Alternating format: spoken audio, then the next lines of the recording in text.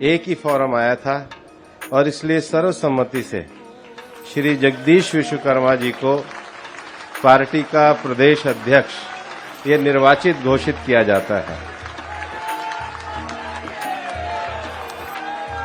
ગુજરાતમાં સહકારિતા ક્ષેત્રે તેમજ એમએસએમઈ અને ગ્રામીણ ઉદ્યોગોને વેગ આપવામાં પૂરી ઉર્જાથી કાર્યરત રાજ્ય મંત્રીમંડળના સાથી શ્રી જગદીશભાઈ વિશ્વકર્માને ભારતીય જનતા પાર્ટી ગુજરાત પ્રદેશના અધ્યક્ષ નિયુક્ત થવા બદલ ખૂબ ખૂબ અભિનંદન પાઠવવામાં આવ્યા। આદરણીય વડાપ્રધાન શ્રી નરેન્દ્રભાઈ મોદીના વિઝનરી નેતૃત્વમાં રાષ્ટ્રહિત પ્રથમના ભાવને હૃદય રાખીને ભાજપના સૌ કર્મઠ કાર્યકર્તા વિકસિત ભારતના નિર્માણ માટે સંકલ્પબદ્ધ બન્યા છે। ત્યારે આપશ્રીના માર્ગદર્શનમાં આ સંકલ્પને વિકસિત ગુજરાત થકી સાકાર કરવા આપણે સૌ પુરુષાર્થની પરાકાષ્ઠા કરીએ તેવી અભ્યર્થના વ્યક્ત કરીએ છીએ।